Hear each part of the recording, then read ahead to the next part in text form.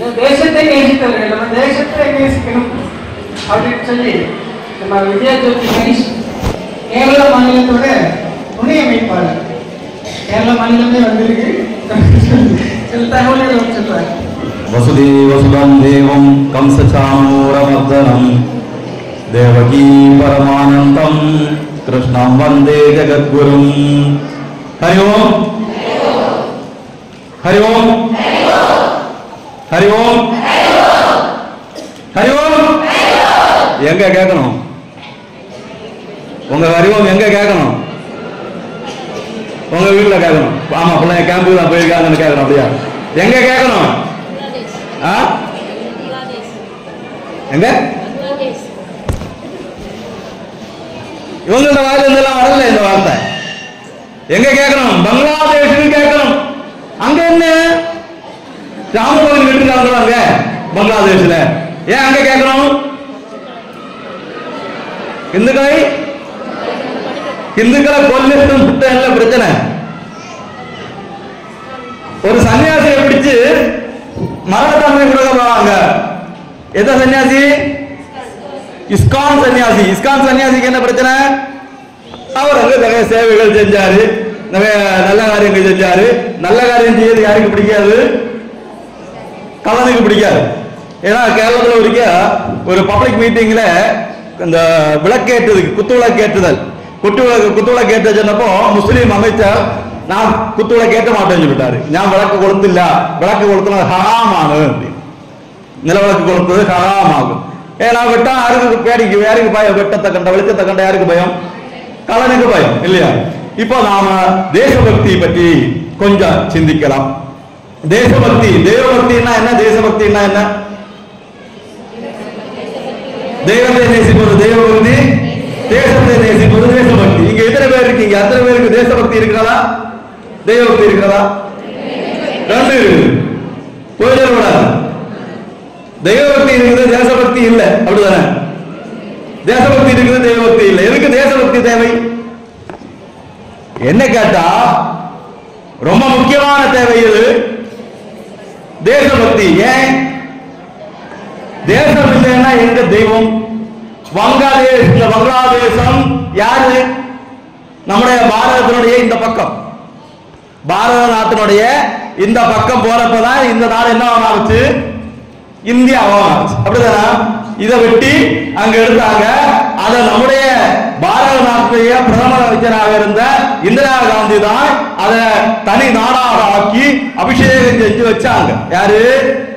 நம்ம தான் வளர்த்து விட்டோம், நம்ம தான் அவங்களுக்கு அங்க இடம் கொடுத்தோம். இன்றைக்கு அவர்கள் நம்மை அங்க இருக்க விடாம கொடுமைப்படுத்துகிறார்கள் என்று சொன்னால் என்ன இல்லை நம்முடைய ஆட்சியாளர்கள்ட்ட தேசபக்தி இல்லை. அது எப்படி கஷ்டப்பட்டாங்க, சுதந்திரம் வாங்கினாங்க, எவ்வளவு கஷ்டப்பட்டாங்க. ஒரு பாட்டு கூட இருக்கு, சும்மாவா வந்தது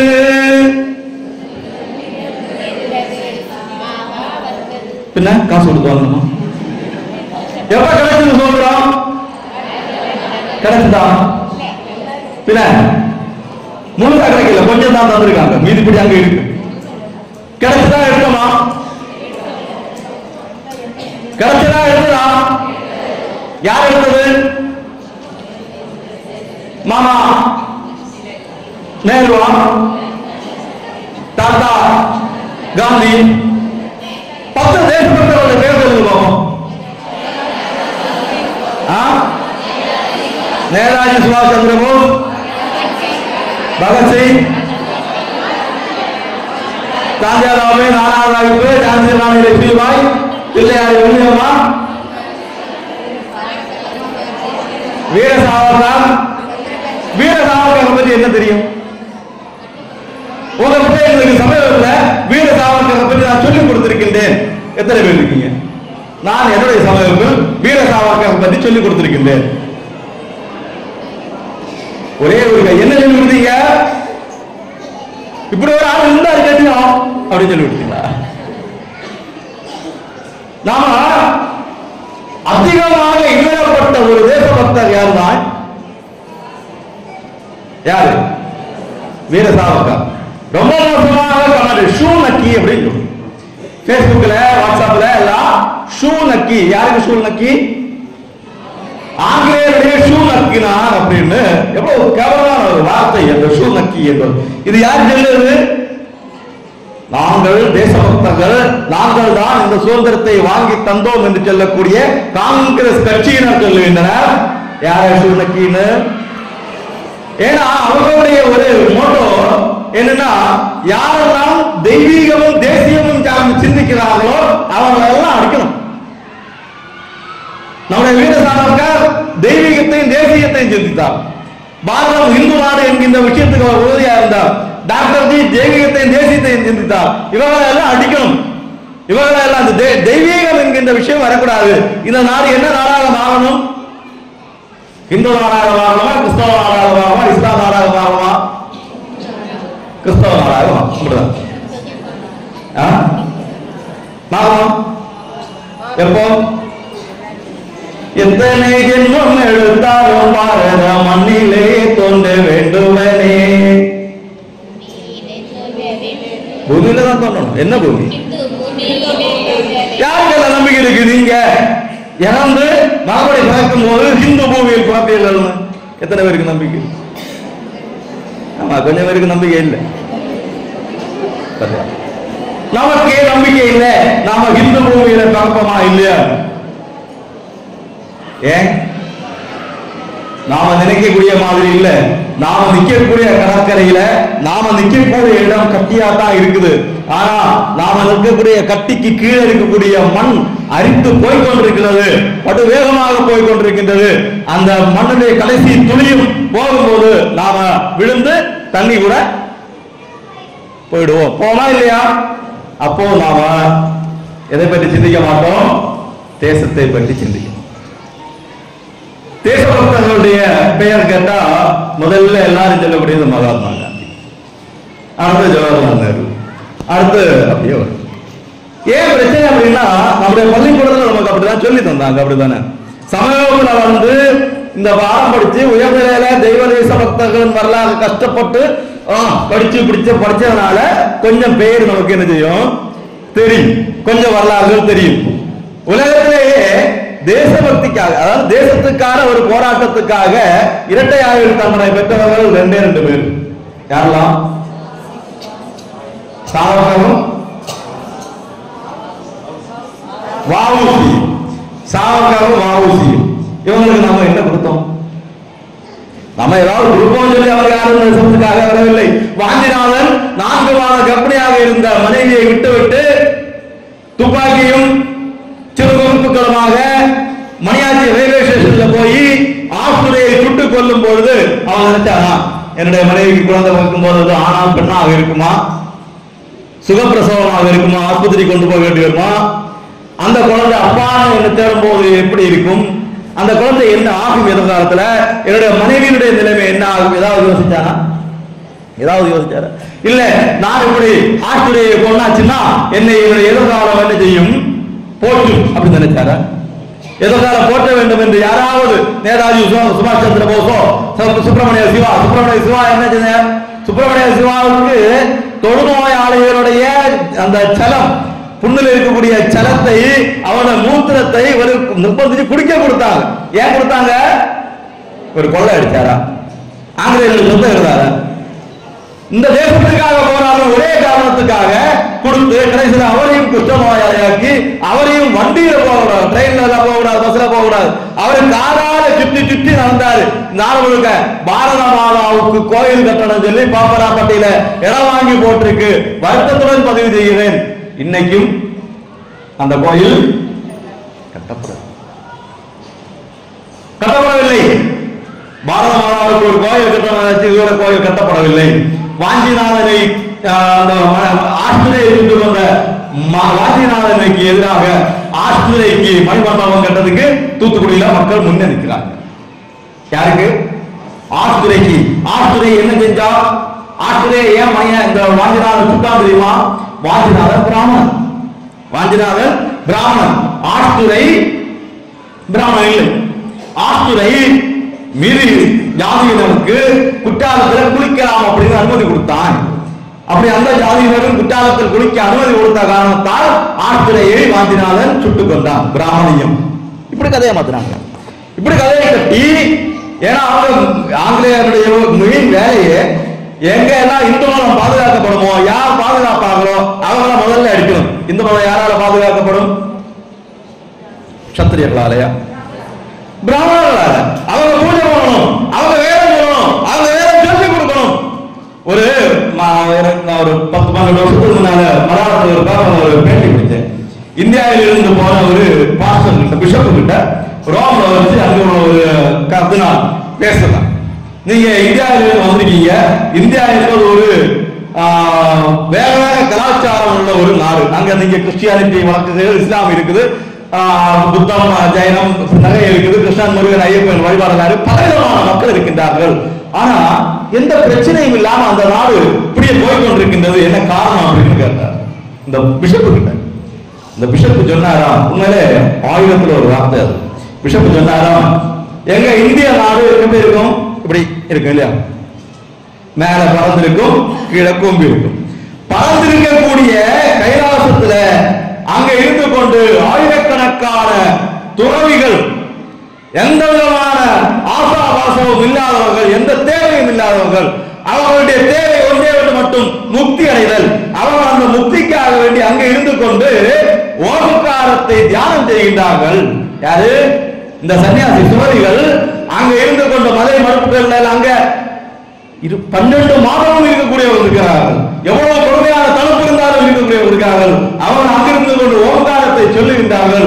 அந்த ஓங்காரம் அங்கிருந்து பறந்து பரவி அங்கிருந்து அப்படியே குவிந்து கன்னியாகுமரி முறை வரைக்கும் உள்ள பகுதிக்கு அது பாய்ந்து கொண்டிருக்கின்றது.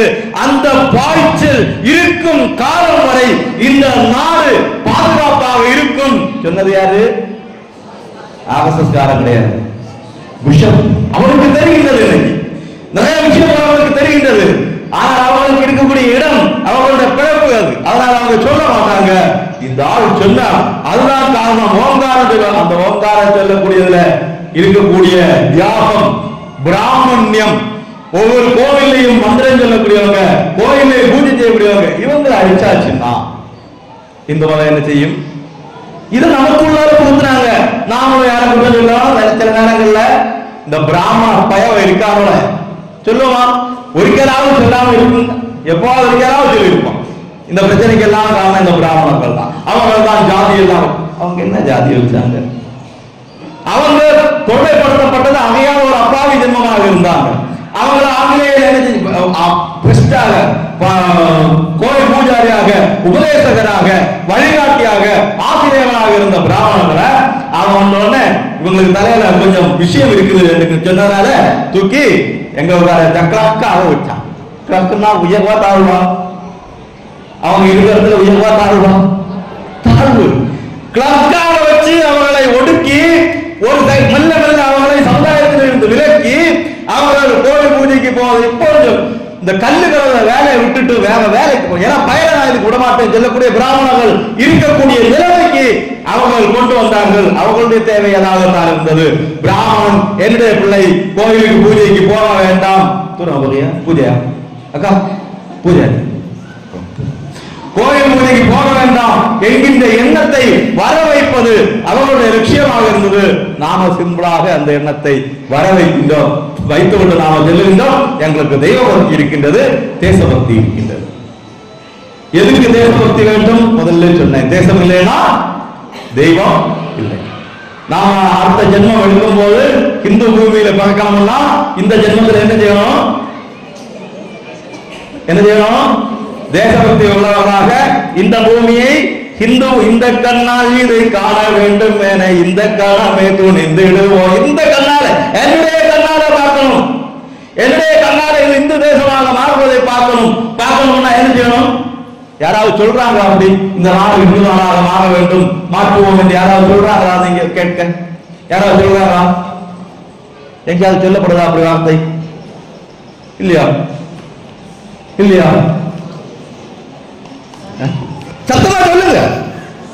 சுவாமிஜி சொல்லிட்டார், நம்ம சுவாமி இது வேலை. யாரு?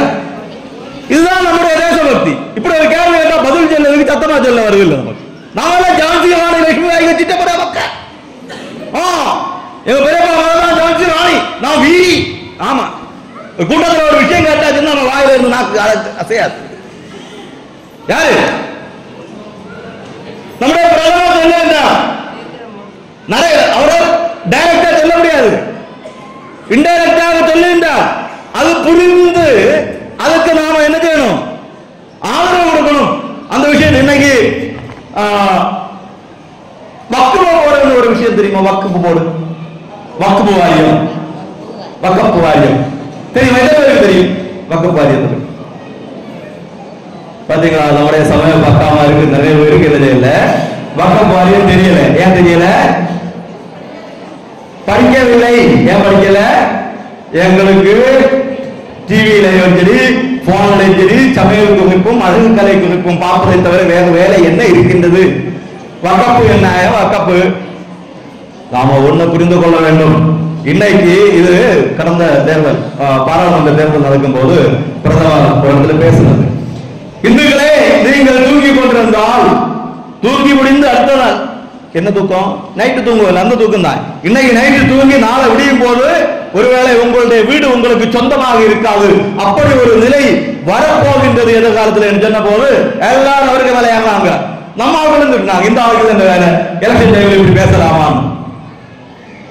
பிஜேபிக்கு ஓட்டு குறைய ஒரு காரணம் கூட அந்த பேச்சு. ஆனா அவங்க எல்லாம் அதை பற்றி எல்லாம் கவலைப்படல. அவங்களுக்கு தெரியாதா என்ன நடக்கும் அப்படின்னு? அவங்க அனலைஸ் பண்ண மாட்டாங்க. பண்ணுவாங்க, எது பேசணும் அதை பேச வேண்டிய நேரத்தில் பேசணும்னு சொல்லி பேசினாங்க. அன்னைக்கு யாருக்கும் தெரியாது இந்த பிரச்சனை. இன்னைக்கு தெரிகின்றது. கேரளாவில் எர்ணாகுளத்துக்கு பக்கத்துல கொச்சியில ஒரு முனம்பம் அப்படின்னு ஒரு ஏரியா, ஒரு வேளாங்கண்ணி மாதா கோயிலும் அதோட சேர்ந்த ஆசி மக்களும் கிட்டத்தட்ட ஒரு 8-10 ஏக்கர் ஏரியாக்கு மேல வக்ஃபு போர்டுக்கு சொந்தம் அப்படின்னு வக்ஃபு போர்டு போய் சொல்லி கோர்ட்டு அவங்களுக்கு தீர்ப்பு, இது வக்ஃபு போர்டுக்கு சொந்தம். அதுக்கு என்ன ஒன்றும் பிரச்சனை இல்லையே. உங்க வீடு 2 வீடு தானா? ரோட் சைடு தானா? வண்டி வரும் இல்லையா? வக்ஃபு போர்டு அப்படி பார்த்தாங்க போவான். அப்புறம் இல்லையே கொள்ளாம இது நாலு காலம் இது எங்க வீடு என்ன நீ வெளியே வந்து போக வேண்டியதுதான். இல்ல எங்க அப்பா சொத்து எங்க ஒண்ணும் பண்ண முடியாது, கோர்ட்டு வேலை போக முடியாது. யாரு உண்டாக்கி கொடுத்த வழி தெரியுமா? இது 1996 நரசிம்ம ராவு. யாரு? 2013 மன்மோகன் சிங். இந்த 2 மகானுபாவர்களும் மாமாவுடைய வழியில், நேரு மாமாவுடைய வழியில் தங்களுடைய கடமையை அருமையாக ஆற்றி இப்படி ஒரு சட்டத்தை வைத்துக் கொண்டு போயிருக்கிறார்கள். உங்க வீட்டை இஸ்லாமியர்கள் வந்து இது எங்களுடைய வக்ஃபு போர்டுக்கு சொந்தம் அப்படி சொன்னாச்சுன்னா நம்ம என்ன செய்ய வேண்டியதா?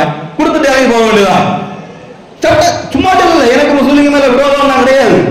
உண்மையாகவே அந்த சட்டம் அப்படி இருக்கின்றது. இன்னைக்கு அது நடக்கின்றது. நிறைய இடங்கள்ல அந்த பாதிப்பு இருக்கின்றது. இப்படி அவங்க பிடிச்சு எடுத்த சொத்து 1,24,000 ஏக்கர் சதுர ஏக்கர். 1,24,000 யாரு பிடிச்செடுத்தது? இஸ்லாமிய வக்ஃபு போர்டுக்கு சொந்தம். இன்னைக்கு இந்தியாவில அதிகமான சொத்து வைத்திருப்பது நம்முடைய ராணுவம், தரைப்படை. அதுக்கு அடுத்து நம்முடைய ரயில்வே, அதுக்கு அடுத்து நம்முடைய வக்ஃபு. யோசிச்சு பாருங்க.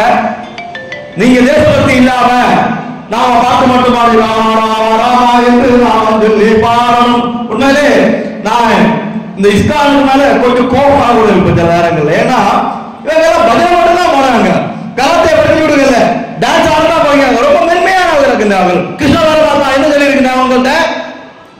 கிருஷ்ண பரமாத்மா கீதையில என்ன சொல்லி இருக்கின்றார்? உத்திஷ்ட கௌந்தேய சாய குடிக்க போலாம் அப்படின்னா, எழுப்பு குந்தி மகனே சாய குடிக்க போலாம்னா, தஸ்மா உத்திஷ்ட கௌந்தேய யுத்தாய திருட நிச்சயம், யுத்தம் என்பது திருட நிச்சயமாக எழுந்திரு குந்தி மகனே. யார் சொன்னது? அந்த கண்ணனுடைய நாமத்தை பரப்பக்கூடியவங்க பஜனை மட்டும் பாருங்க. போதாது, நமக்கு போதாது. நாம எல்லாரும், நம்ம ஒவ்வொருத்தரும் இங்க இருக்கக்கூடிய சமய ஆசிரியர்கள்ல எனக்கு தற்காப்பு கலை தெரியும் என்றுள்ளவங்க கைது. தற்காப்பு கலை தெரியும். கராத்தே, களரிப்பயிற்று, நாராயணி, சிலம்பம், வாழ்வீச்சு, சின்ன வயதிலேயே நானா சாகிபுடனும் தாந்தியா தோதோடனும் சேர்ந்து வாழ்வீச்சு, குதிரையேற்றம், மல்யுத்தம். உங்களுக்கு அதெல்லாம் வேண்டாமா? வேண்டாமா? பிரச்சனை இல்லை. இருக்கின்றோம். இந்த பிரச்சனையை நான் யார் அனுபவிச்சது? யார் அனுபவிச்சது? வட இந்தியர்கள் அனுபவிச்சு அவங்க எல்லாத்தையும் தங்களுடைய நெஞ்சில தாங்கி தாங்கி நம்ம இங்க ஜாலியா தான் இருந்தோம். 1937 உள்ள சுதேசமித்திரன் தீபாவளி மலர்கள் இருக்குது. என்ன அற்புதமான ஜோக்கு கதையை எழுதிருக்காங்க தெரியுமா? 1937 சுதந்திரம் கிடைக்கல, நல்ல ஜோக்கு நல்ல காமெடி கதையெல்லாம் எழுதிருக்காங்க. அப்படி நம்ம மக்கள் ஜாலியா தான் இருந்தாங்க இங்க. ஆனால் யாரு கஷ்டப்பட்டது? வடக்கன்ஸ் இல்லையா? இன்னைக்கு நம்ம எல்லாம் வடக்கன்ஸ், வட இந்தியர்களா இருப்பாங்க. அவங்க கஷ்டப்பட்டதுனால நம்ம கஷ்டம் அடையல. இப்போ நாம அப்படி இருக்க கூடாது. இத்தனை பேர் இருக்கோம். ஒரே ஒரு ரமேஷ் சார் மட்டும் கை தூக்கினார். எனக்கு தற்காப்புக்கரை தெரியும். பேக்ல அங்க ஒரு ஆள் இருக்காரு. இந்த ரெண்டு பேரும்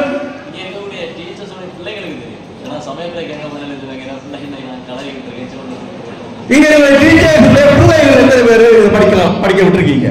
3. பரவாயில்லை. சிலம்பம் எத்தனை பேர் படிக்கீங்க? படிக்க விட்டுருக்கீங்க. பரவாயில்ல. ஏன்னா அரசாங்கம் போட்டு நடத்துது, வேலை இருக்கிற வாய்ப்பு வேலை வாய்ப்பு இருக்கும் நினைக்கும். சமயத்தை கட் பண்ணி சிலம்பம் விடுவீங்க, கராத்தை விடுவீங்க. சமயம் தவிர உள்ள நேரத்துல இந்த மாதிரி கதைகள் நீங்க எல்லாம் படிக்கணும். நம்ம எல்லாம் படிக்கணும். நம்ம எல்லாம் ரொம்ப இறங்கின மனசுள்ள கிளைபியம். கிளைபியம்னா என்ன? கிளைபியம் பேடித்தனம். பேடித்தனம்னா பயம் தோன்றுகிறா. அலித்தன்மை ஆணவம் இல்ல. அதனால பார்த்தா எப்படி இருக்கான்? நல்ல காலையில நூலை பக்கி எடுத்து பில்ல எல்லாம் தேய்ச்சு வாழெல்லாம் தேய்ச்சு காயெல்லாம் அப்படி இருக்குது. இப்படி வந்து நிக்க எங்க யுத்தத்துக்கு என்ன சொல்லு?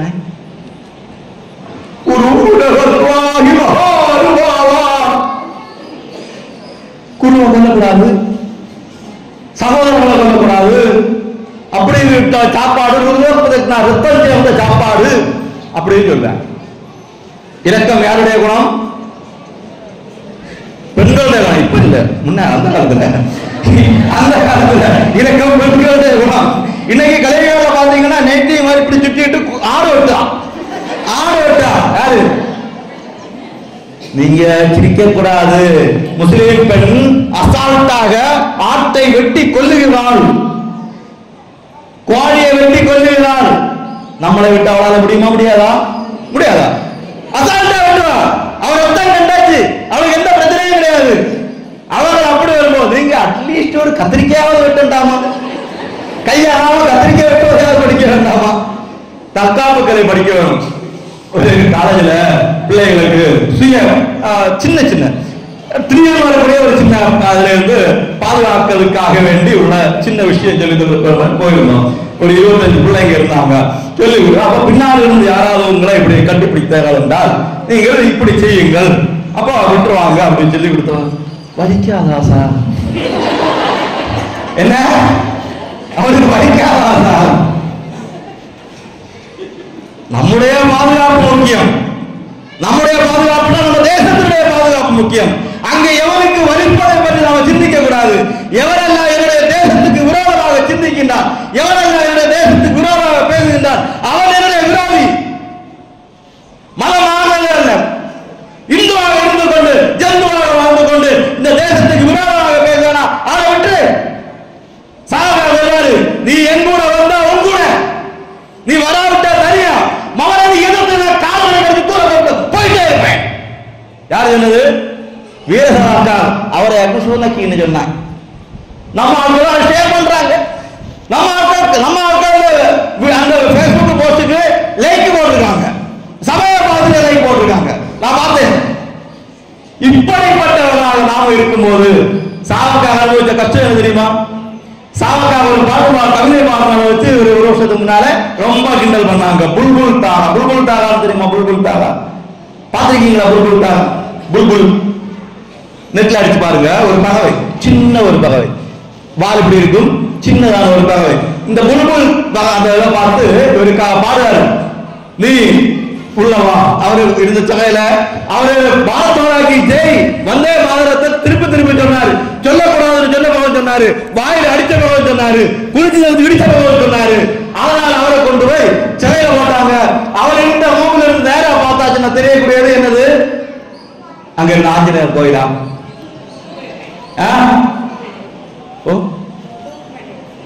சத்தமா தூக்கு வேலை தெரியும். தூக்கு மேடைக்கு என்ன பிரச்சனை? பிரச்சனை உண்டா? தூக்கு மேடை தெரிஞ்சா இல்ல இல்ல ஒரு பிரச்சனை இல்லை. தூக்கு மேடை தெரிஞ்சா என்ன, தூக்க மேடை தெரிஞ்சா என்ன? டெய்லி ஒருத்தரையாவது அதை தூக்குவாங்க, அதை இவரு பார்த்துட்டு இருக்கணும். எப்படி இருக்கும்? தனிமை சிறை இந்தியாவில இல்ல, எங்க அந்தமான்ல மலையாளத்துல காலாபானை அப்படின்னு ஒரு சினிமா வந்தது. அந்த சினிமாயாவது பார்க்கணும், நாம அந்த சினிமாயாவது பார்க்கணும். காலாபானை அதுல கொடுமை, அந்த கொடுமையை காட்டினாங்க. அந்த சிறையில தனியாக இருந்து கொண்டு சுவர்ல எல்லாம் நகத்தால எழுதி வச்சிருக்காரு. நம்முடைய மாமா எழுதாரு சிறையில் இருந்து கொண்டு, latest to my doctor, latest to my doctor மாமா எழுதாரு. இன்னைக்கும் அது ராயல்டி லட்சக்கணக்கில் விட்டுட்டு இருக்கு. அந்த ஃபேமிலி, நேரு ஃபேமிலிக்கு ராயல்டி லட்சக்கணக்கில் இன்னைக்கு கிடைச்சிட்டு இருக்கு. இந்த புத்தகங்களுக்கு, இந்த புக்கெல்லாம் எழுதுறதுக்கு அவங்களுக்கு என்ன கிடைச்சது? பேப்பரும் பேனாவும் கிடைச்சது. சாவர்கருக்கு பேப்பரும் இல்லை, பேனாவும் இல்லை. சுவர்ல அந்த சிலையில நம்ம பார்த்தா தெரியும், சுவர்ல எழுதி வச்சிருந்தார். எழுத தன்னுடைய குமுகல்ல அதுல ஒண்ணு இந்த புல்புல் தாரா கவிதை.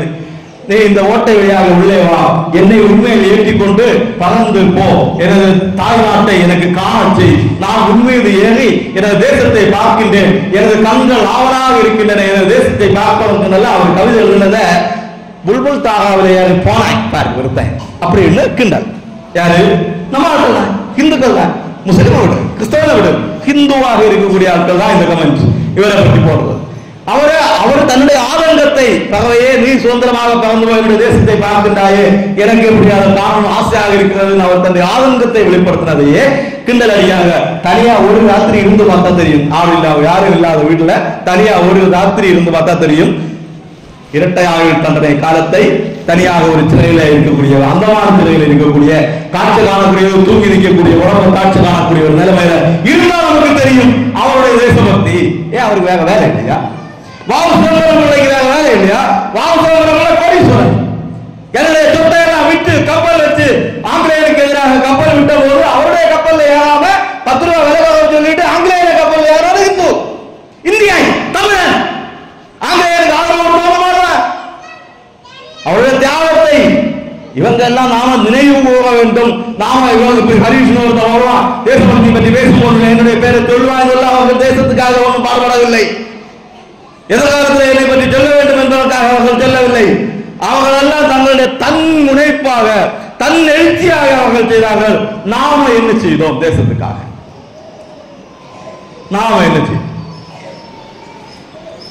சமூகத்தில் பார்வைக்கும் போது நான் தொடக்க நிலையில ஜலாவத் சிங் பதேஷ் சிங் கதை சொல்லிடுமா? எப்படி சொல்லிடுவோம்? புத்தகத்தை எடுத்து திறந்து வச்சுட்டு பஞ்சாப் மாநிலத்தில் குரு கோவிந்த சிங்கனுடைய பேரகம் அங்கிருந்த இல்ல பார்க்கப்பட்ட எத்தனை பேர் ஜலாவத் சிங் கதை காணாம தெரியும்? பார்க்காம இப்ப இங்க கூப்பிட்டா நான் சொல்லுவேன் அப்படின்னு அது கை தூக்குனதா தலைவலியதா?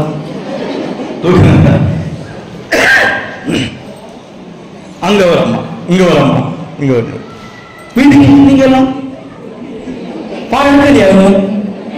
அனுப்புது ஐடி கார்டு வேண்டு. உண்மையில நானே அப்படியே நினைப்பேன், சீக்கிரமாக மட்டத்தை வாங்கிட்டு ஒதுங்கிடலாம்.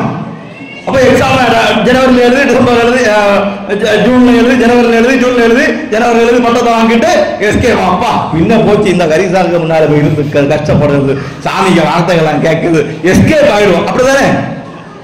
நான் ஆசிரியர் ஆவதால், எனக்கு இந்த சான்றிதழ் கிடைப்பதால் எனக்கு என்னுடைய தேசபக்தி கூடும். நான் என்னுடைய பிள்ளைகளுக்கு நான் ஜலாவத் சிங் பதேஷ் சிங் கதையாவது காணாம சொல்லிக் கொடுப்பேன், கையில புத்தகம் இல்லாம சொல்லிக் கொடுப்பேன். எத்தனை பேர்? பரவாயில்லை. இப்ப சொன்னதுனால நாம சொன்னாங்க பாரதியார் கிட்ட கேட்டா பைத்தியக்காரன் நீ ஒருத்தன் இப்படி பாடி, நீ ஒருத்த பாருன்னு சொல்லிட்டு என்ன சுதந்திரம் கிடைக்க போகுது?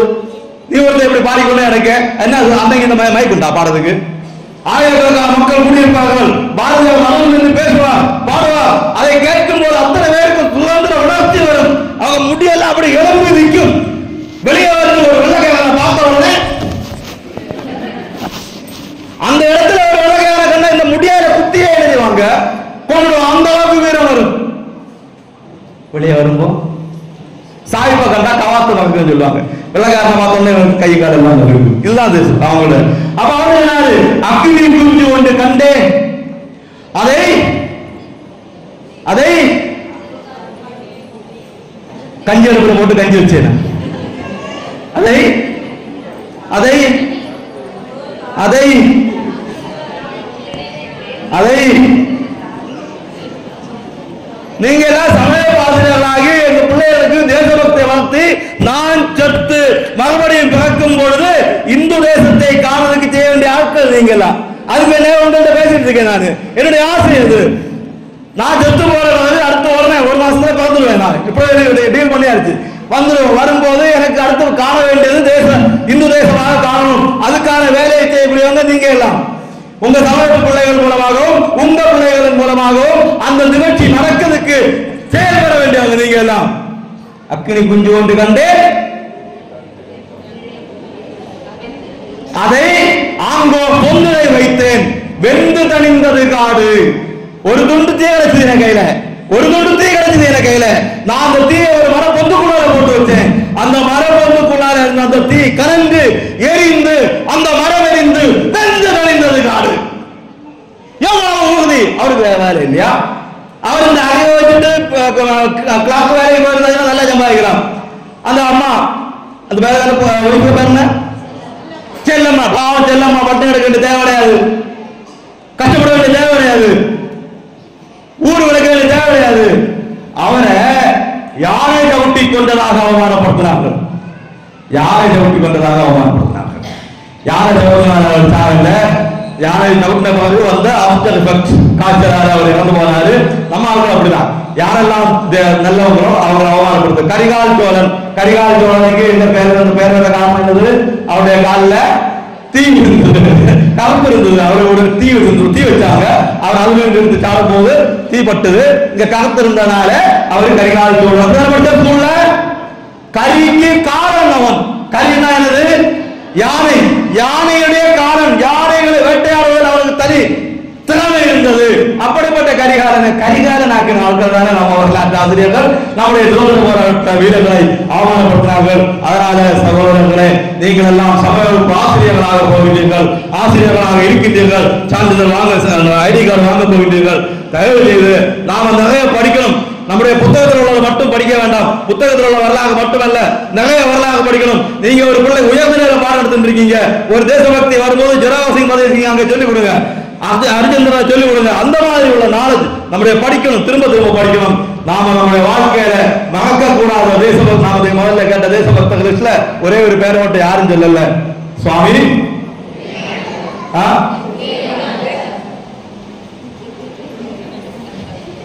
சுவாமி சுவாமி மதுரானந்தன் ஒரு பேர் தெரியுமா இருக்காது? சுவாமி மதுரானந்தன். சுவாமி மதுரானந்தன் என்கின்ற அந்த ஒரு சின்ன மனிதர், இவ்வளவுதான் அப்படி இருப்பார். அந்த மனிதர் செய்த தவம், அந்த மனிதர் செய்த தியாகம், அவருடைய வாழ்க்கையினுடைய விளைவுதான் இன்னைக்கு நாம இத்தனை பேர் இங்க ஹிந்துவா இருக்க முடியாது. இல்லனா இங்க ஒரு சபை இருக்கும், சுவிசேஷ எழுப்புதல் சபை. நாங்க வந்து சொல்லி சத்தம் போட்டு நீங்க துள்ளி துள்ளி இருந்திருப்பீங்க. அப்போ உங்களுக்கு இறங்கி இருக்கும், கடவுள் உங்களால இறங்கி வந்திருந்திருப்பாங்க. அந்த நிலைமை வராத உங்களை இன்னைக்கும் ஹிந்துவாக இருப்பதற்கு காரணம் அந்த தேசபக்தர் வாழ்க்கையில ஒரு நாளும் மறக்க கூடாது. தெய்வ பக்தி, தேசபக்தி, எல்லா பக்தி நமக்குள்ளார வர்றதுக்கு காரணமாக இருந்த மனிதர் அந்த சுவாமி மதுரானந்த மனிதர். அவரை நாம மறக்க கூடாது. இன்னைக்கு நமக்கு வழிகாட்டி கொண்டிருக்கிற சுவாமிகளை மறக்க கூடாது.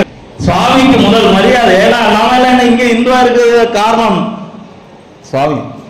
அவருக்கு அவருடைய வாழ்க்கையை பார்க்க முடியாதா? அவருக்கு ஆசீர்வாதம் வச்சுட்டு எத்தனையோ மனதில் இருக்குது, சும்மா வாழ முடியாதா? எதுக்கு இப்படி சத்தம் போட்டு எவ்வளவு கஷ்டப்பட்டு இருக்கணும்? அப்ப இவருடைய தியாகங்கள் எல்லாம் நமக்கு உள்ள இருக்கணும். நாம எல்லாம் நல்ல உணர்ச்சி உள்ள சமய ஆசிரியர்கள் ஆகணும். தேசபக்தி, தெய்வபக்தி நமக்கு இரண்டு கண்களாக இருக்கணும். அந்த கண்களை இன்னும் திடப்படுத்துவதற்கான முயற்சிகளை நாம செய்யணும். நிறைய படிக்கணும், நிறைய சொல்லிக் கொடுக்கணும். எத்தனை பிள்ளைகளுக்கு நம்ம தேசபக்தியை ஊட்டுகிறோமோ அத்தனைக்கும் தான் நமக்கு தேசம், நம்முடைய பாரத தேசம் நம்முடையதாக இருக்கும். கடவுள் எல்லா அருளும் உங்கள் அனைவருக்கும் தரட்டும். இந்த அரங்கத்துக்குள்ளாலே இருக்கக்கூடிய ஒவ்வொரு சமய ஆசிரியர்கள், அவங்களுடைய வீடுகளில் இருக்கக்கூடிய அவர்களுடைய உற்றார்கள், நண்பர்கள், அத்தனை பேருக்கும் எல்லாம் வல்ல இறை சக்தி இறங்கி அருள் புரிந்து அத்தனை பேர் மனதிலும் தெய்வ பக்தி, தேசபக்தி நிலைத்திருக்க எல்லாம் வல்ல கடவுளை வேண்டி, குருமகரானை வேண்டி நிறைவு செய்கின்ற மகிழ்ச்சி.